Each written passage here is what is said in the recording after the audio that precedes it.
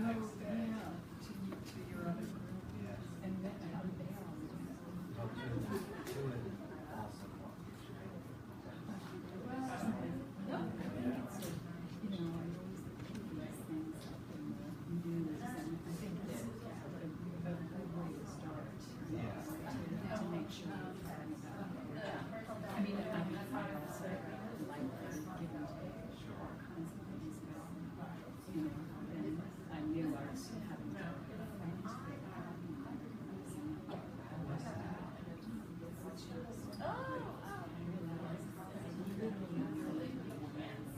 because I had to go to sign so I was trying to leave by 4 and ended up leaving by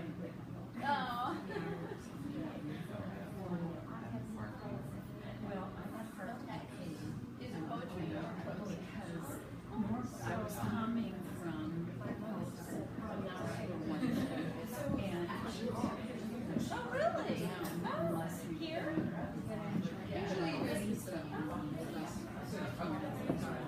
My daughter's a Good evening, all. Thank you very much for being with us tonight at Hill Center. My name is Eli. I am the programming coordinator here.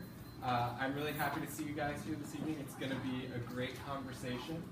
I want to thank, before we get started, the Library of Congress for partnering with us on this Life of a Poet series, and then also the Capitol Hill Community Foundation, who sponsors our free programming. Please check out the next one in the series. It will be coming up in early November. And now I will turn it over to my colleagues from the Library of Congress. Thank you.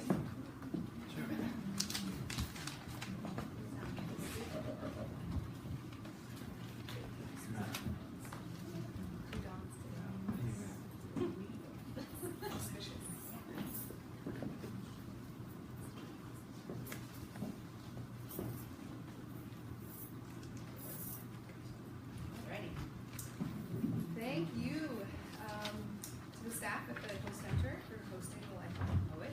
I'm Anya Cragney, the Programs Manager at the Poetry and Literature Center. Rob Casper, the head of the PLC, couldn't be here today. He's stuck in New York, but he sends his excitement about tonight's event. But lest my thank yous go incomplete, thanks as well to the Washington Post for their support of Life of a Poet, and to the Washington Post Book World editor Ron Charles, our moderator and guide. I can tell you I'm always surprised during these interviews. There's always a moment of levity, of tenderness, and then of course resonance. So for the first timers here tonight, if there are few, you're in for a real treat. But before I introduce tonight's speaker, let me briefly tell you a little bit about the Poetry and Literature Center at the Library of Congress. The center is home to the U.S. Poet Laureate Consultant in Poetry, this year's Tracy K. Smith, the only federally funded position for a literary artist in the whole country. It also hosts a range of programs such as this one, and of course it's just up the street, so if you want to find out more about our programming or any of the bevy of programs around the library, make sure to check out www.loc.gov/poetry.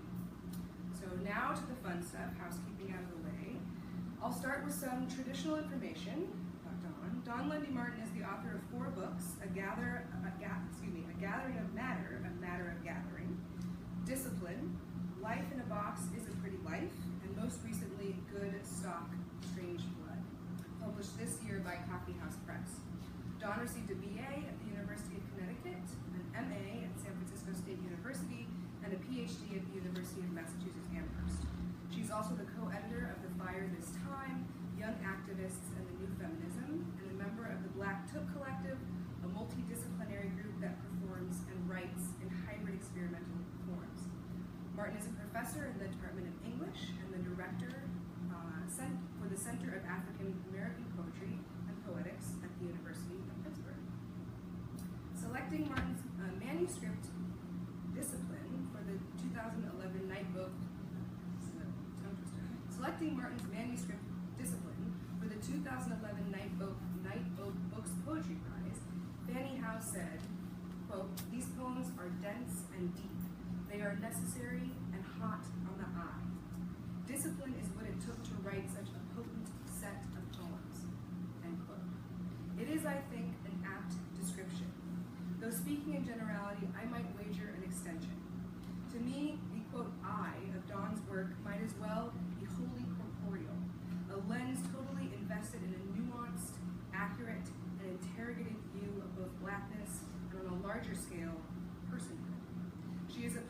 obsessed with the interiority of words, both the signifier and the signified. But she's also one who loves paradox, complication, lineage, intuitive fragmentary plainness, and all things tactile. In Dawn Lundy Martin, I find a brave, dedicated voice. She's one who attenuates the storm only to demand we notice how difficult, how caustic, how particulate storms can be. And it's her intense and strict instruction to recircle the poem, but really the everyday, that makes her so powerful. So please, without further ado, let's welcome Dawn.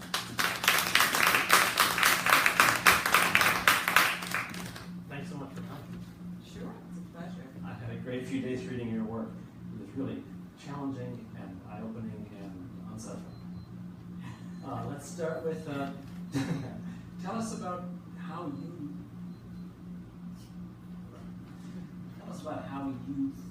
made space for yourself as a poet, how you began to think of yourself as, yes, this is something I can do in this country.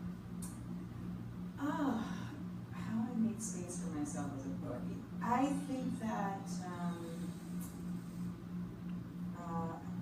I've always been a person who was attracted to language. I was raised in a household where my mother read to me in a very persistent, consistent way, whether I wanted it or not. What sort of poems were you raised on? So I was actually raised in the poems of Paul Laurence Dunbar, who's a 19th century Black writer. Yes. And so he wrote both in conventional forms and conventional English, and he wrote in the Black vernacular. And when I was a kid, those poems that were written in the Black vernacular were the most exciting to me because I thought they were funny, and it was funny to hear my mother read them. Because, we speak a kind of vernacular, I guess, sometimes in the household, though it certainly wasn't our kind of like everyday speech, right? So to have that coming up under the surface of my experience attracted me to language.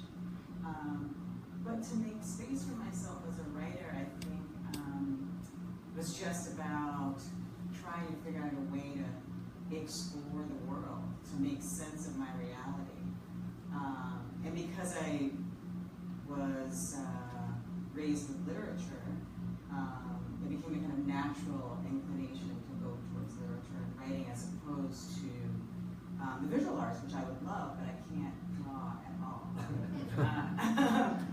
If I play Pictionary, all of the things that I draw are stick figures. So it's intensely frustrating for anyone who's my partner because they're like, that's the same thing you drew. So you brought your own perspective to your experience when you wrote, but you also had to invent your own forms, which a lot of other poets did not have to do. They wrote poems that looked like the poems they read. You wrote poems that didn't look anything like what you read. Right. I did once. I did once at a time. I wrote poems that looked exactly like most of the poems that I read. My first serious poetry teacher was Marilyn Nelson, who is a formalist and sort of kind of new formalist, and so we were writing traditional forms, villanelles and sonnets, and she was really, really instrumental in teaching me the kind of foundational components of what makes up a poem. And then at some point, I started to get feel itchy within those constraints, and started to kind of edge my way out of them. So that's where the invention started to come. But I actually think that in order to really innovate, one has to know what they're innovating in response to. Yes. And you'd read Walt Whitman and other people that were doing expansive things in the 19th century, of course. Exactly. And then in the 20th century too. But why poetry? Why not write essays or fiction? Really good question. If you have a lot to say, a lot of critical things to say, I can easily see you at home in other forms, other genres. Yeah, I do write essays, but my first love is poetry. And I actually can't say why. In some ways, as a young person, I was was trying to figure out, as a young person meaning like in junior high and high school, trying to process experiences that were traumatic and drawn for some inexplicable reason to poetry. At that point, by the time I got to high school, it wasn't as if we were reading poetry in high school. It wasn't as if somebody came and said, oh, you should write poems, and no one told any of us to write poems. At that point, it was kind of, I wasn't listening to my mother anymore, so she wasn't reading to me. So I think that part of the reason I was, I mean, if I kind of look back, like I don't know what was happening in that moment, to kind of like be a frustrated, rebellious 16-year-old sitting down and writing poems, but I really wasn't reading that many poems. Is a strange, it feels like a strange thing to do. Yes. But now when I look back, I think, you know, the language of poetry is a kind of terse figuring out. And it may be what I needed to survive that particular moment. And maybe somehow instinctually, in a way that is beyond me, I kind of knew that. But it's a difficult question to kind of have an absolute answer for it, really nail down. No, that's a good answer. Identity is perhaps your most fascinating subject. Something you return to again and again. The I that is me lies forever in the mute knowledge of the image. Those are lines you can just think about for a long time. Their syntax wants definition of this body. When the I speaks, it speaks into another's speech, and this is the labor. Talk about that labor of poetry, speaking in this other language. Their syntax.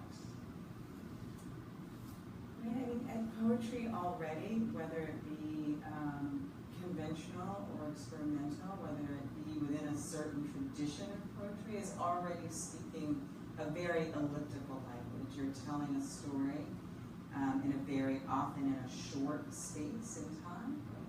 So you're making it, concise. You have to take certain leaps. You have to figure out what to leave in and what to include in order to make that story happen. The labor of the speaker for the work that I've been doing is a labor to speak a kind of fragmented self. That's where it begins. Yes. And I talked about personal trauma.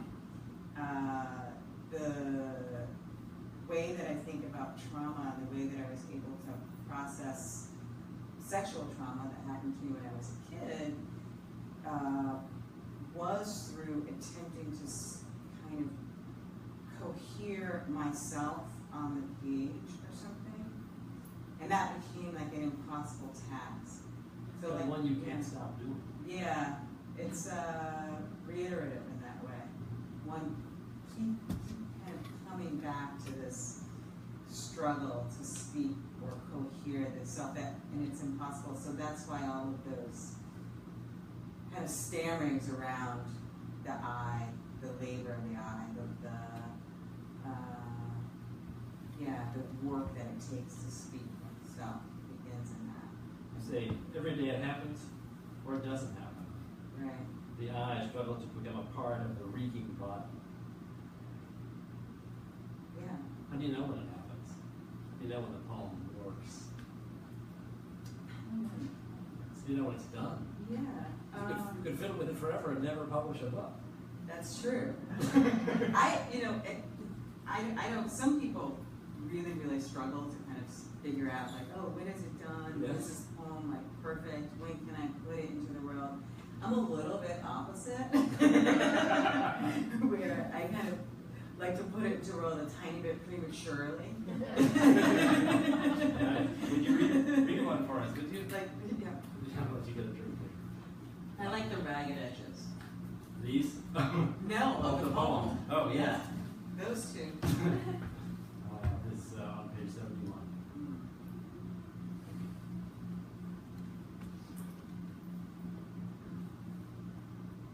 Untethered from happenings rooted to temporality. untethered from happenings rooted to temporality. The eye is made of many arches and windows. Enter this structure, the entrances to the many houses of God.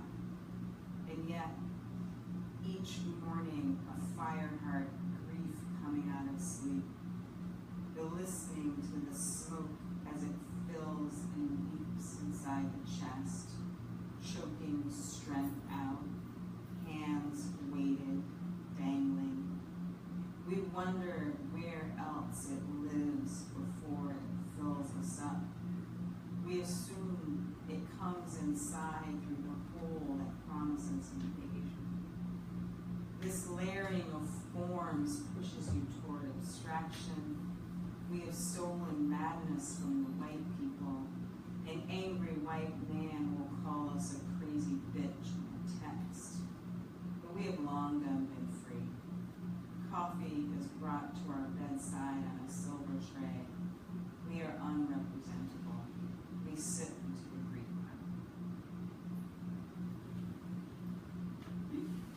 The eye is made of many arches and windows. It's a paradox. We think of ourselves as being portals, as being parts of architecture. And then you conclude by saying we are unrepresentable, even as you try and represent yourself. That is sort of a paradox you work through again and again in the poetry. There's another one that I'd like to read. Page 47.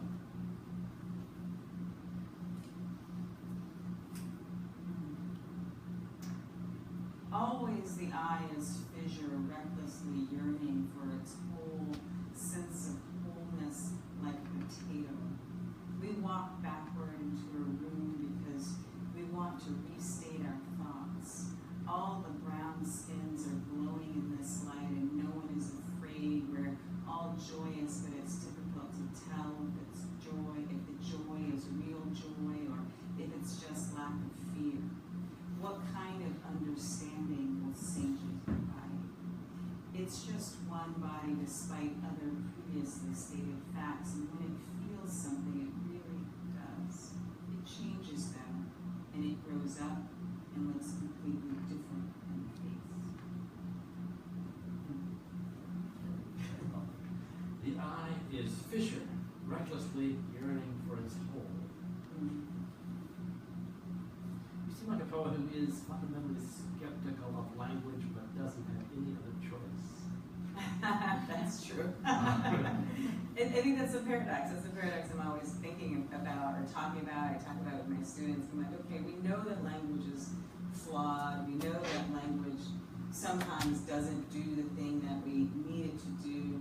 An example, the very simple example that I give to my students is, like if you're having a fight with your boyfriend or girlfriend or significant other, and you're trying to convey something to them, and they're trying to convey something to you, and you're just like desperately trying this to make this understanding happen in language, but it's kind of going like this. Yes. Like neither person is able to really take in the thing from the other person, and you're like, okay, yeah, language isn't working, So I am skeptical of language, but then I think that in my case, it's the tool that I use in order to try to get to something.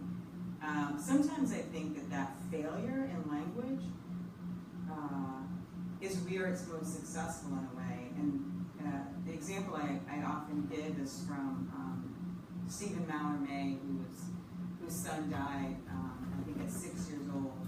He was trying to write these poems about the death of his son, Anatole, and he just couldn't do it. So he filled up his notebook with kind of fragments, lots of in dashes, and then he would try again, and he would try again. And I think it was Paul Auster who first translated those fragments and published them in a posthumous collection.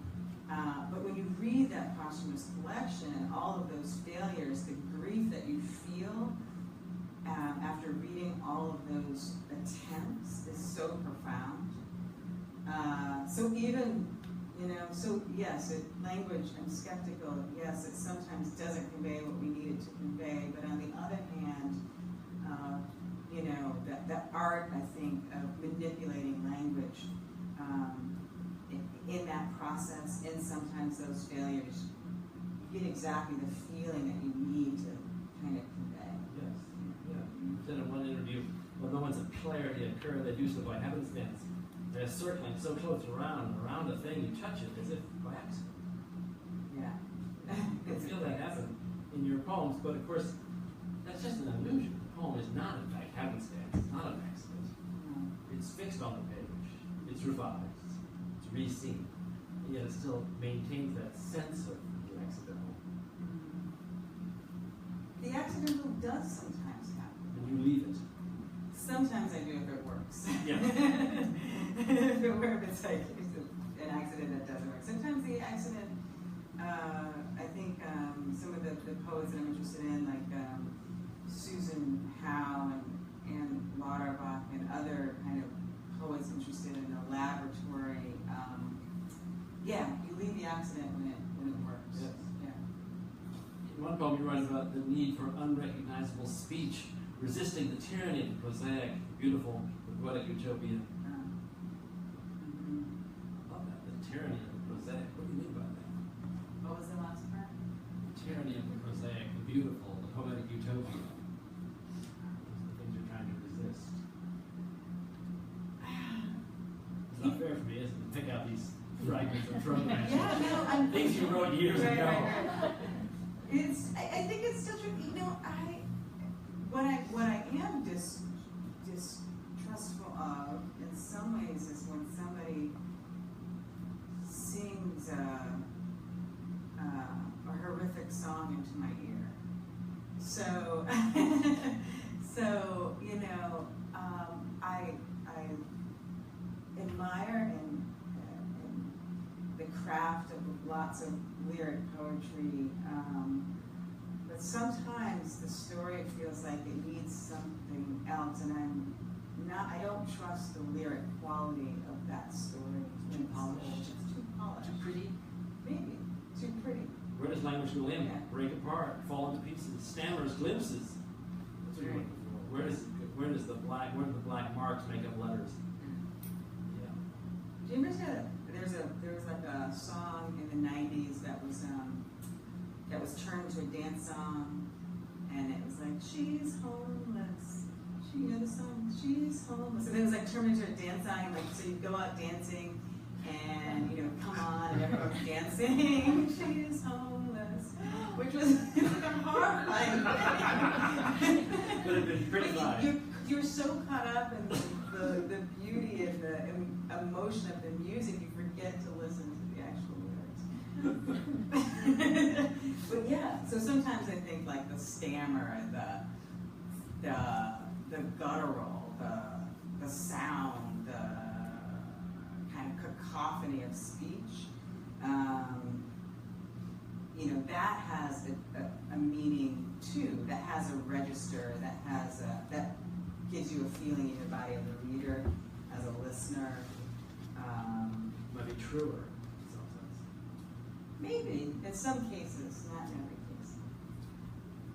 This poem on page 37.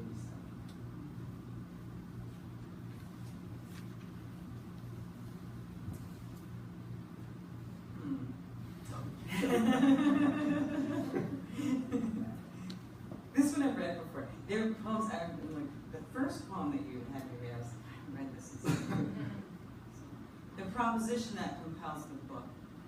The proposition that compels the book is already flawed, hovering somewhere between memory and fantasy, repetition and desperation. I know how you'll cock your head. You'll ask, what is memory? But what I mean is that any existence inside of both loss and abundance feels impossible. You can't have your cake and eat it too. Don't rob Peter to pay Paul. Somehow, after all these years, I'm still alive. I cannot stand to exist against the banal. I'd rather be a monster than live inside of your cereal box. And I was a monster, wasn't I? Did I grin when you suffered as an estimation of justice. That night in question, how an infection entered my pussy and got hold. Like you, I am unforgiving. It might be a perversion of my blood inherited like a sore. What language my grandmother spoke I cannot tell you. On the census records from 1903, the word laborer. My mother is crippled, and I will live in her place, a stain in the journey. The way that poem moves from talking about something fairly abstract, the composition of a book, down to your body, to your physique, to your genitals, there's a strange connection we draw between those things. So, right, the poem begins in this, there are many places in this book where I'm kind of thinking about the artifice and the apparatus of the book itself. Yes. I'm particularly thinking about how Black writers are often compelled in some way to write about blackness in a particular way. Yes. So this book is a kind of resistance in some way of that. So that's where it begins. And then it goes into this kind of surreal place when, of course, nobody asks what is memory. I know you'll ask. I know what you'll ask. You'll cock your head. You'll ask, what is memory? But most people won't ask that. I just want people to think about that question. Right, and so then it gets to this kind of bigger story and lands actually on the place where it's supposed to land. It begins in the question of writing the Black Book, writing, and then it ends in the actuality of writing my grandmother's history and my mother's history, my mother's present actually. And that's an act of resistance. It is a kind of act of resistance because so in one way I want to say that one of my basic questions around poetry and poetics is, how do you tell the same story? How do you tell a story that's been told over and over again? How do you write a book about that has, as an impulse, a history of family and racial oppression? These are books that many people write these books and keep writing them over and over again. So what are the ways to get at that story, to get us to see it freshly and newly? And so there's this like meta gesture in this book to really kind of raise that question of what does it mean to include Blackness and Black identity in a book? How do we do it in a way that's unfamiliar to us? How do we get us to pay attention to it in a different way? Because I think that all of these artistic artifacts that we as poets and writers and visual artists put out into the world help to make reality. But I think sometimes when we hear the same note, or we hear reality or history in the same note, then our ear becomes kind of deaf to it. And so, resistance, but also a kind of philosophy around innovation, that you have to keep remaking something new. In the words of the modernists, in order to kind of it to have a jolting effect, so that you can participate in remaking reality instead of, I guess, becoming a part of the regimes of oppression or capitalist regimes or whatever, unwittingly, and be more active in our making. Yeah. As Chair put it out. Ask John to read this.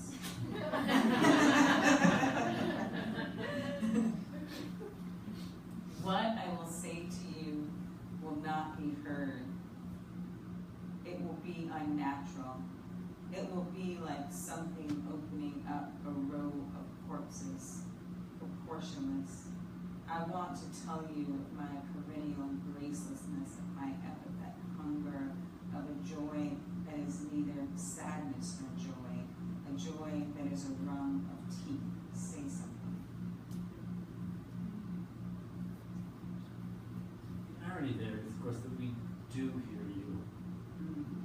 because of the strangeness of those images, the startling nature of those words, when you say we're not going to hear you, we do in fact hear you. It is something unnatural. It is something proportionless. It's not graceless.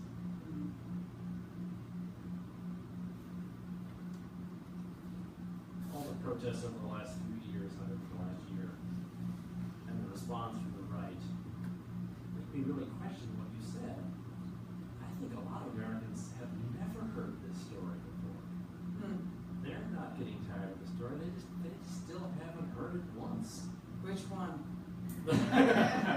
Which story? The story of what people of color have experienced in this country over the last 300 or 400 years.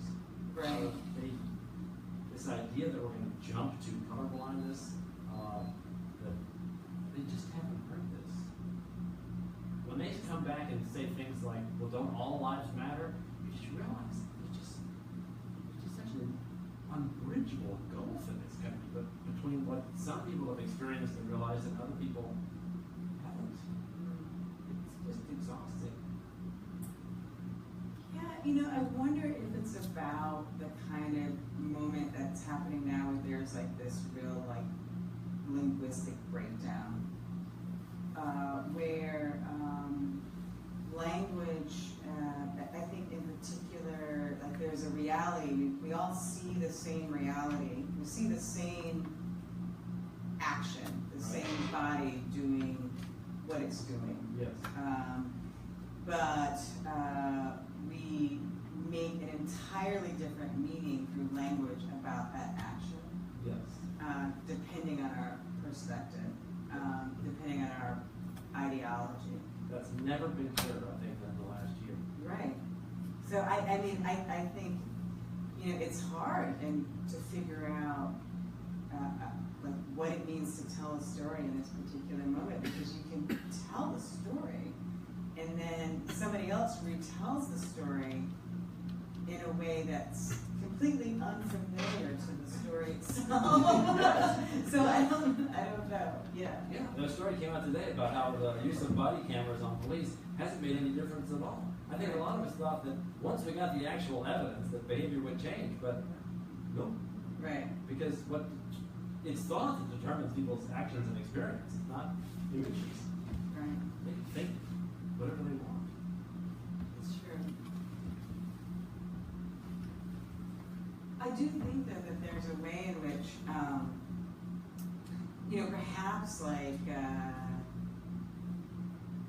if there's a way out of, my friend and colleague and collaborator, we're working on a book together, Erica Hunt writes about normative language, and she says it produces normative realities. And so one of the powers of innovation, even just messing with syntax, can perhaps trick us a little bit into something else. Like a grammatically correct sentence, it's kind of dictatorial in the way in which it kind of urges us into a particular kind of knowing. So maybe, switching words around or messing with syntax, maybe that's a way of kind of helping us to trick us, and we need to be tricked into seeing something new. Tricked into sympathy, into empathy. Yeah, exactly. Tricked into empathy. Yeah. Could you read poem number 5, tab number 5? Sure.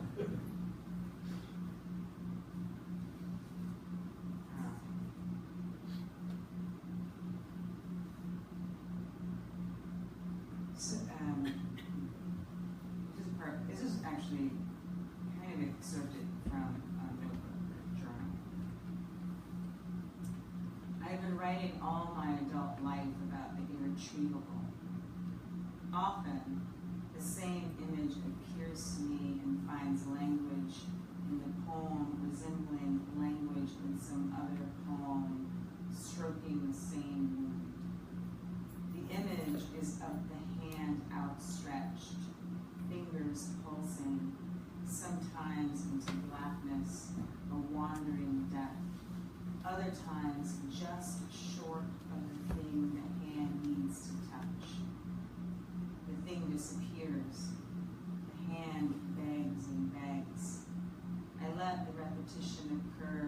across writings as layers, minute variations on a writing through time. Your body is spinning in a room without furniture, white walls. You look out onto a stark beach, ocean with storm surges, waves too far back and too far in against shore, caught at the window by the smallness of your own existence.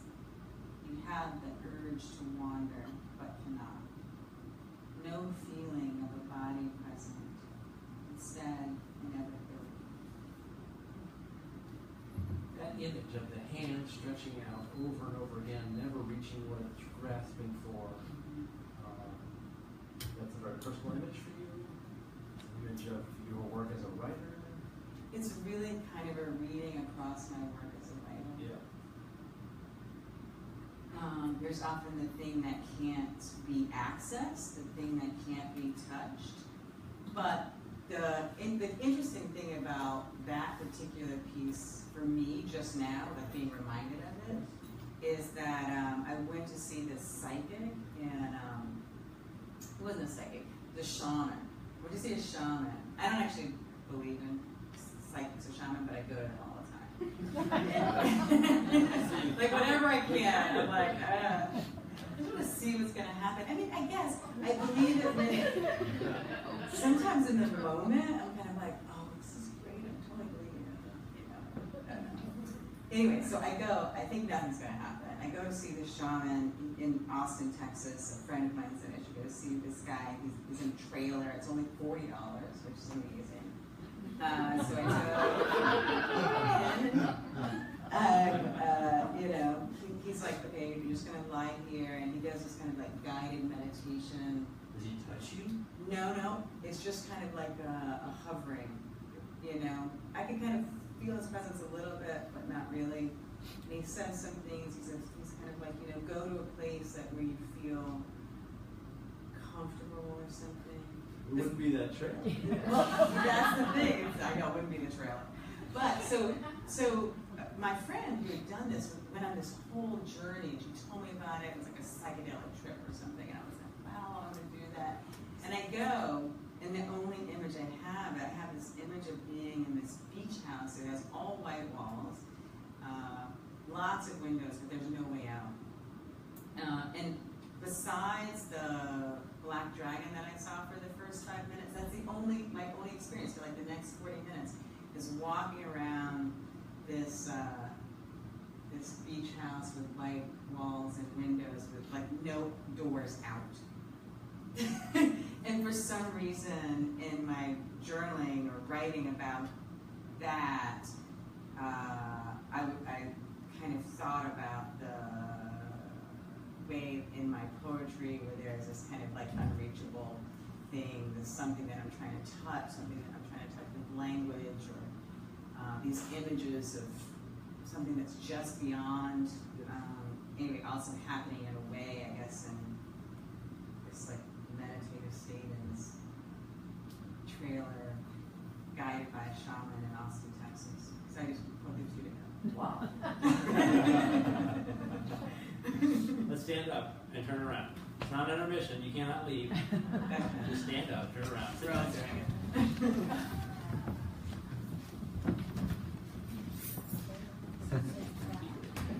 Get it outside. Put it outside.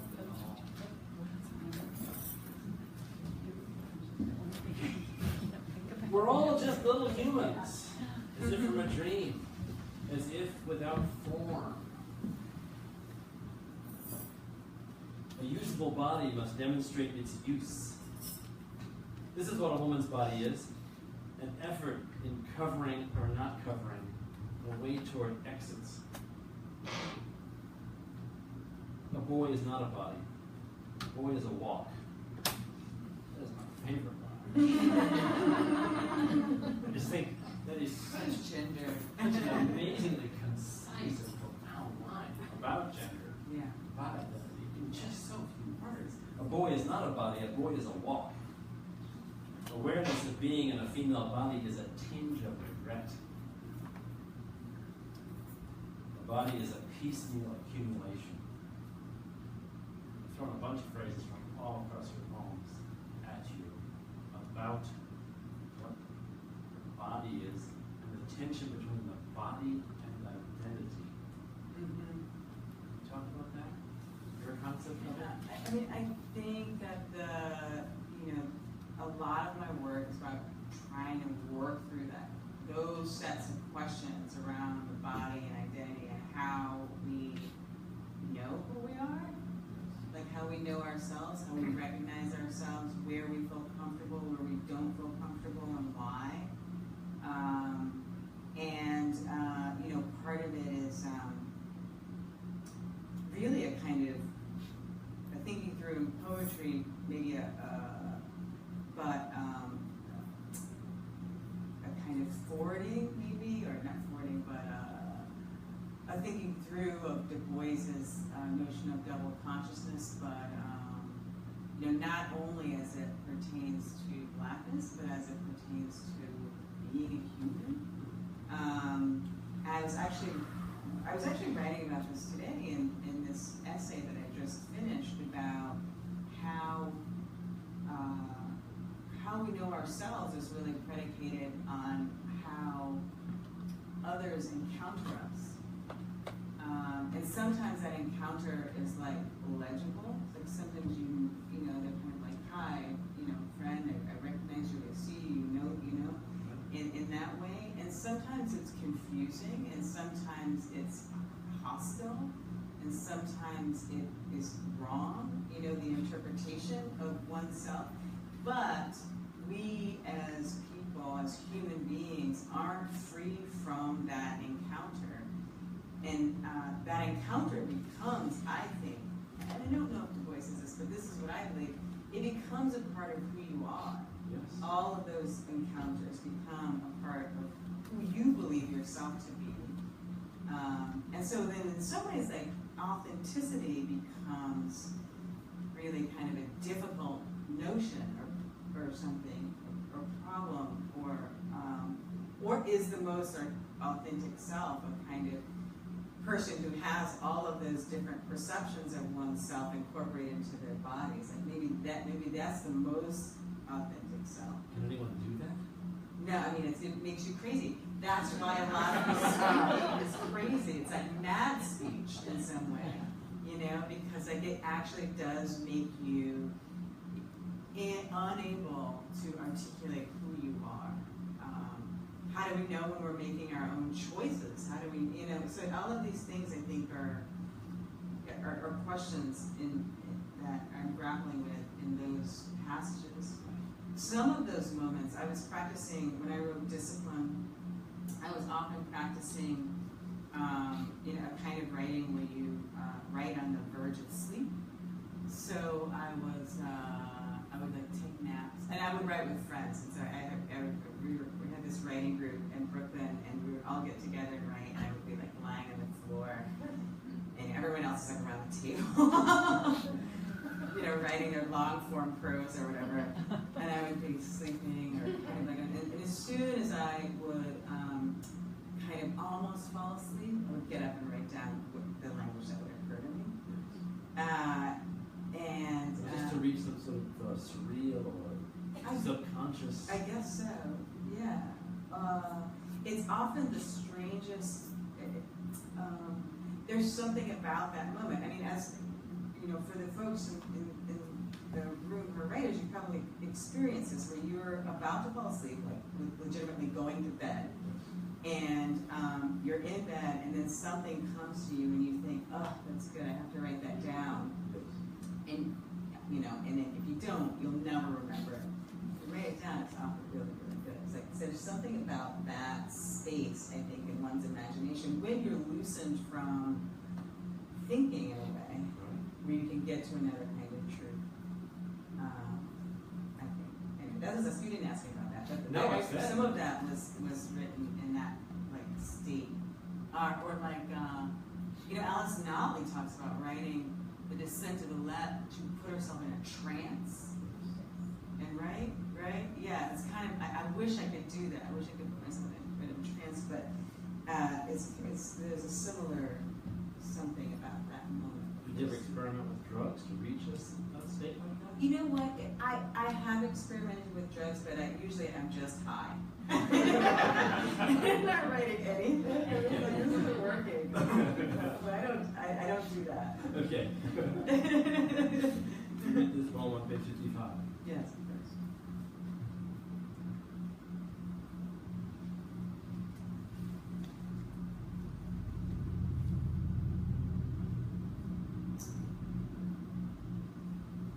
It's not the word body that's the problem. It's the physical thingness of it, the hump. For thousands of years, there lies behind the race one dreary, unrelieved, monotonous chapter of ignorance, nakedness, superstition, savagery. When we encounter the savage, we are in reverie. This is precision joy, concomitant stroking. Are you me? Is this our jackal face? Oh, I love it, I love us. Let me make a comparison. The jackal face akin to my father beating me with a soup spoon. I'm so hungry. What's your reaction? Your You know, that's the poem. There are a bunch of poems in Life in a Box and also in Good Stock. And I mean, I think this is a gesture that I make in Discipline too, where the time expanse is really, really fast. Yes. So that, and there, you know, the kind of entry. Let me break this poem down for you, actually, because the entry to this poem is that I was doing a kind of classroom talk at Columbia University, and students were talking about whether or not, this is like something that only would happen at a graduate seminar. They were talking about whether or not you could still use the word body in a poem. Like it was So so that's where it begins. because It's it was not so the suspect, word. it was so contaminated. Yeah, it was kind of like, oh, you know, everyone's doing this thing where they're like talking about the body, or like it's like a moment, like they're going like trending or something. The body is trending in poetry, but it's still in this body. And so it begins there. Yes. And then, you know, so it's the physical thingness of it, the hump. And so then I started to think about, in this moment, I was borrowing from 19th century, 18th century, like scientific racism, like that middle part Yes. is borrowed text. It's actual text from, you know, someone claiming that this is science. For thousands of years, it lies behind the race one dreary, unrelieved, monotonous chapter of ignorance, nakedness, superstition, and savagery. As a way of thinking about how certain bodies are narrated through history. And then it just gets really base at the end, like, you know, what is my body? What do I think about when I think about my body? What is my body? My body feels pain. I know that for a fact, you know. I know the physical kind of experiences of the body. You know, I can spit from this body, urinate from this body, things like that. So then it becomes about, it kind of gets, goes really big towards like history, and then it gets really particular towards my own personal experience. Starts very abstract and intellectual, and then becomes very physical and emotional. Yeah. Yeah. It's a waste of work, though, right? If it stayed in that Right. top level, Then it would be very narrative. a dissertation. Exactly. Remember that section in Beloved where Baby Shucks, the preacher, says, in this here place we flesh. Flesh that weeps, laughs, flesh that dances on bare feet and grass. Love it hard. She's speaking to people whose bodies have been so hated for so long, for so many generations, that they need to be taught how to love their bodies again. When you say the word is body is not the problem, it's the thingness of it. That's a poem that speaks to black people in a different way than it speaks to white people. People that are in the hegemony, as you call it, people who are outside of it. I think that's true. My good friend Ronaldo Wilson has a poem called Poems of the Black Object. in a kind of a similar gesture to speak from an I speaker that you were calling a black object, and that that moment from Toni Morrison that you talk about also makes me think of Fred Moten. He has this lecture that he gives, and he's like quoting Hortense Spillers about to be a black body at a particular point in history was to really be like was to really be a kind of flesh, must be flesh in some ways, because the flesh, the meat of it, the flesh of it, I'm calling like the hump of it, or now the objectness of it, the thingness of it, are kind of all in conversation with each other. And I think we see that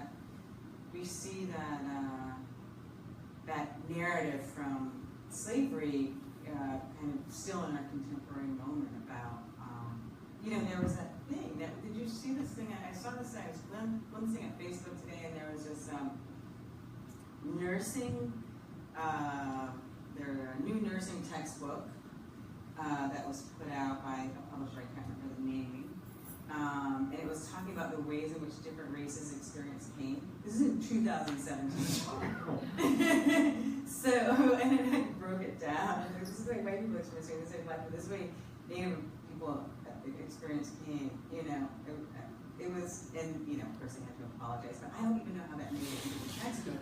Like, how many people did that have to go by in order to make it into the textbook? So, like, those narratives, particularities of particular kinds of bodies, flesh, how they become narrated as things or whatever, it's a continuous and diffuse kind of, the academic, would say, discursive thing that happens still in this contemporary moment. We still have those resonances and traces with it. You once said, one of my most core beliefs about what it means to be is that if you experience trauma, and I think that in some ways the black experience is a kind of trauma, that it's difficult to be cohesive. That impossibility of being cohesive makes it hard for me to rewrite that I over and over and over again. It's a very slippery thing. First of all, that parenthetical statement is just devastating. The black experience is a kind of trauma.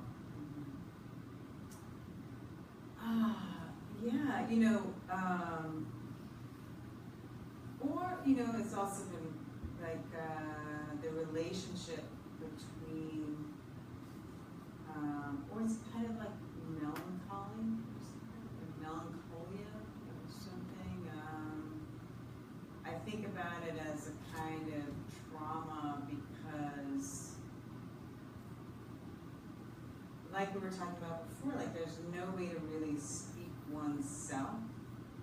So there's the one way I think about trauma is that, like pain, it has like no language.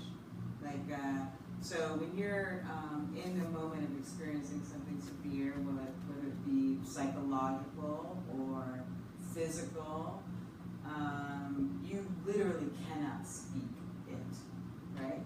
It's hard to speak after the fact. And so if we think about the black experience in America, like along those lines, like what is it that is able to give it the language that it deserves in order to really be able to speak it? Like, how do you speak the, a whole 500, however many years of, historical and contiguous, disenfranchisement from the human race? It's too, so I think that when I say that about trauma, like that's what I'm really thinking about. But that's why I think that writing and art is so important. And that's why that language that you referenced earlier about the circling around and the circling around, I think that together, that we writers and artists are doing that work, kind of circling around this thing, trying to get closer to it, really and all of our different, formal enterprises, genre enterprises, and together somehow the layering of those meanings will get somehow closer to the thing and hopefully transform the world that we live in. Like, that's the hope, I think, that the hope is that transforming culture and art and working in these fields can be a kind of social justice work that's happening, kind of insidiously. And hopefully it will take a long time for the regime, the current regime especially, to catch on to it. Like if we were in Chile, they would know. They would be like, throw the poets in jail. Yes. Throw the poets in jail first, the visual artists and the journalists, get them all in there. Then we can really start to do our work, We don't need them contributing to what people think. Are you hopeful? Am I hopeful? Oh God. Are you? I don't know. It's starting to not be. Yeah. The essays Ta-Nehisi Coates has written recently, it really sounds like he's kind of throwing in the towel. Just seems like what's happened after Obama is such a counter-reaction. It's hard to be hopeful. What makes me hopeful is reading history. I think that when I look at, there are countries that have been through fascism, countries that have experienced genocide, people who have lost so much in war,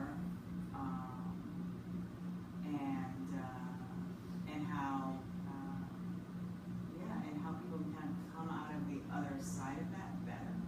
So you look at the great arc. Yeah, to get a big arc. That's the thing that gives me. That's right. Yeah. Not long enough perspective. Right. Talk about Perpetuous. Am I pronouncing that name right? Perpetuous. Is this your own character? Mm-hmm. We see Perpetuous in The Good Stop Strange Blood.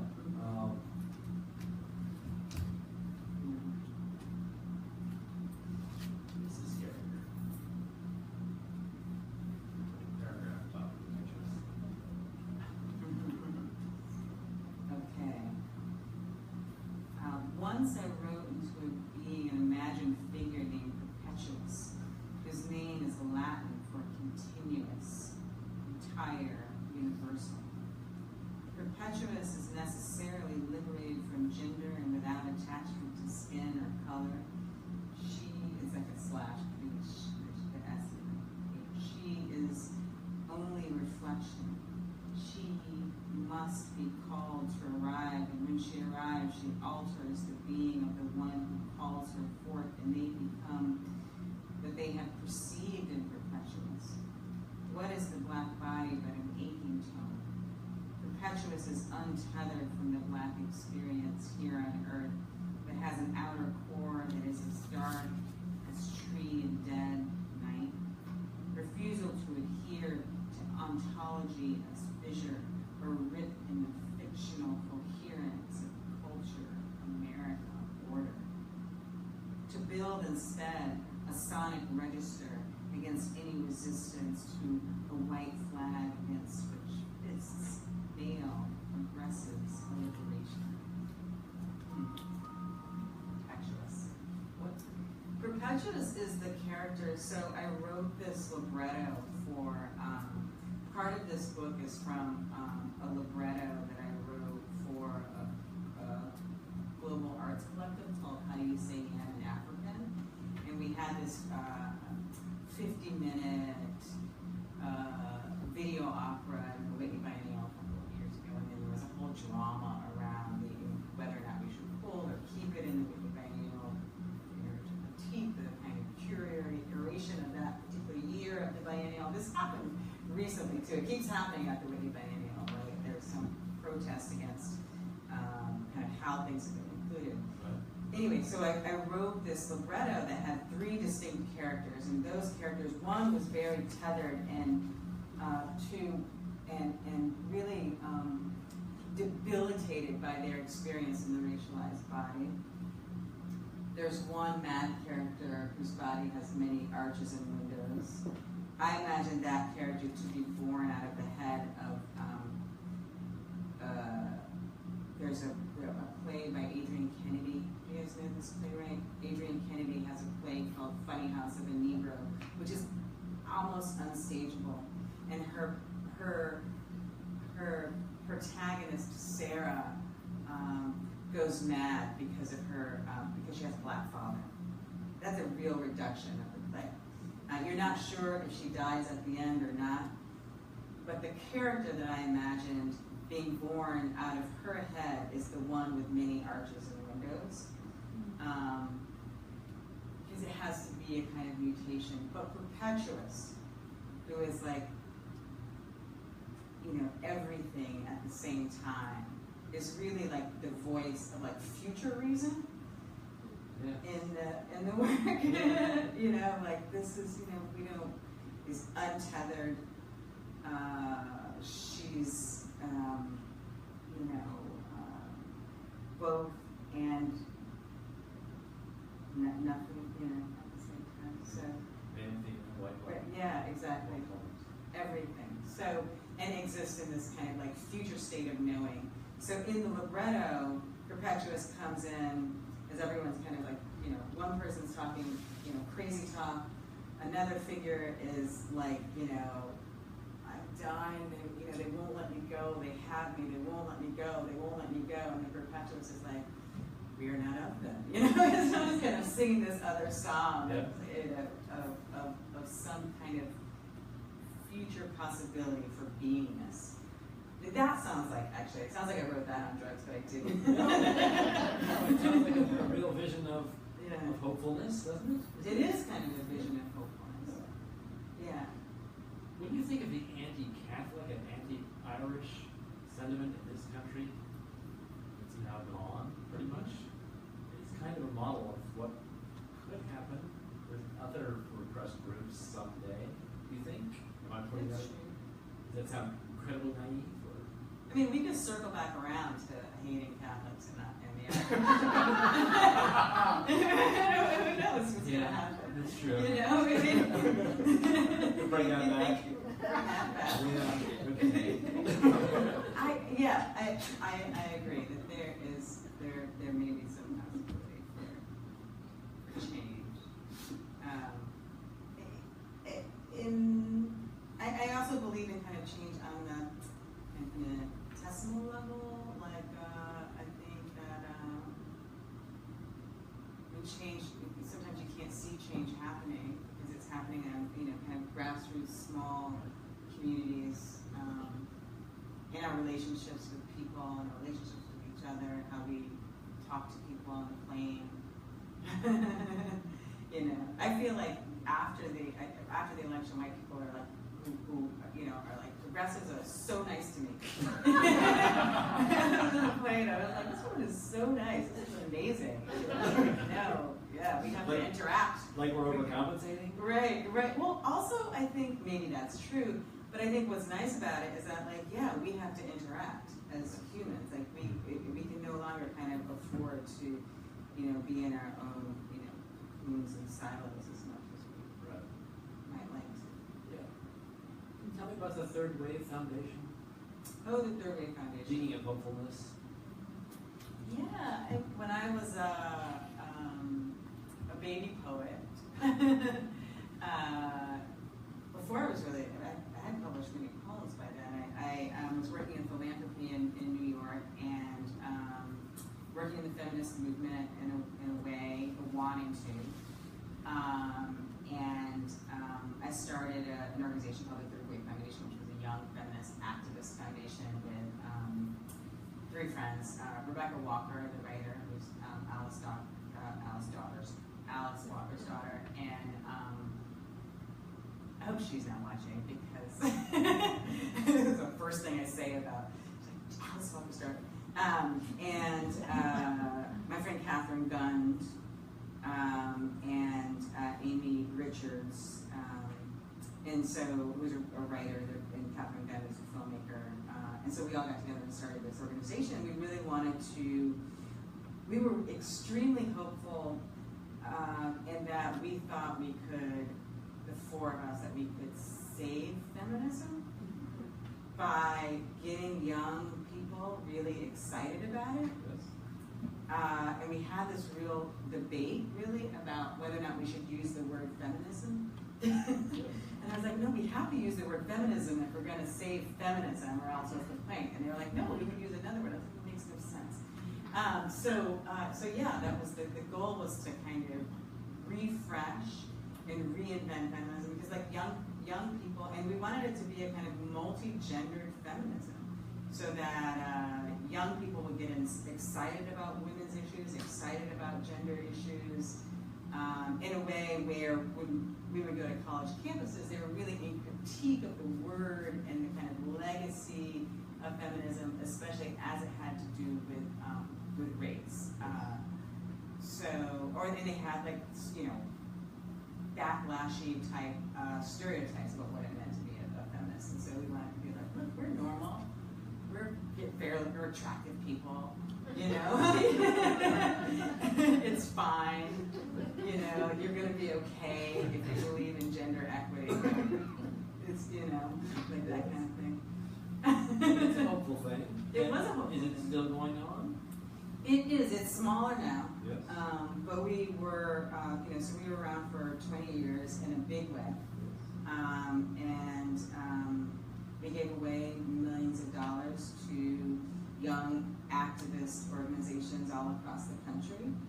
And we still give away money, but we do exist. We're still a national foundation, but now we're a donor-advised fund. Yeah, I mean, that's like it's like suddenly I got like really like,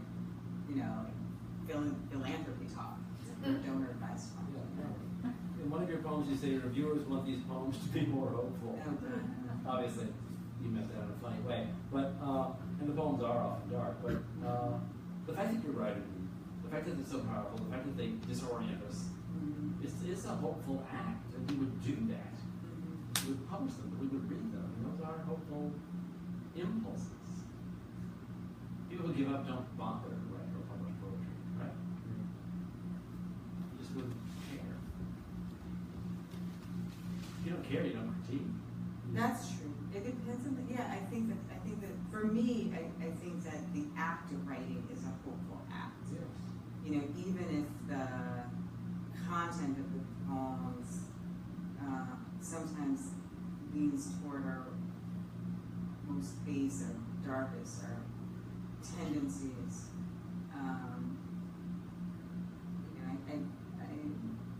I do think that act of critique, that act of attempting to get close to something or represent, I guess, in a twisted way, the reality in which we live, our experiences as gender people.